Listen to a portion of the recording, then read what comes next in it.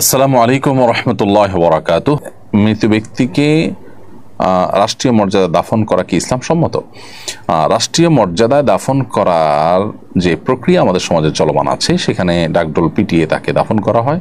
যেই মিউজিককে শরীয়ত হারাম করেছে, একজন মৃত মানুষকে দাফনের সময় তার যে আনুষ্ঠানিকতা আছে সেখানে যদি এ সমস্ত আপনার মিউজিকের ব্যবহার থাকে, ও সমস্ত প্রক্রিয়া অবলম্বন করা হয়ে থাকে, সেটা বরং গুনাহের বিষয় হবে এবং আল্লাহর কাছে তার জন্য আমাদেরকে দায়ী হতে হবে। সেজন্য এটা সম্পূর্ণ নাজায়েজ কাজ এবং এখান থেকে বেঁচে থাকার সর্বাত্মক চেষ্টা করতে হবে।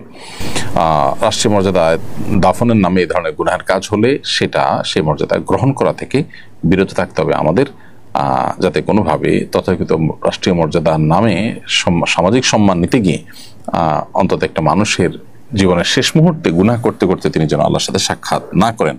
আমাদের দেশের কর্তা ব্যক্তিদের কর্তব্য তারা এ বিষয়ে নতুন কিছু চিন্তা করা, যে একজন মানুষকে সম্মান জানানো তার কোনো অবদানের কারণে সেটার জন্য কি প্রক্রিয়া হতে পারে, ওলামায়ে কেরামের সাথে তাদের আলোচনা করা দরকার। মুসলিম সংখ্যাগরিষ্ঠ দেশে এ ধরনের বিষয়গুলো আসলে কোনোভাবেই কিন্তু গ্রহণযোগ্য নয়।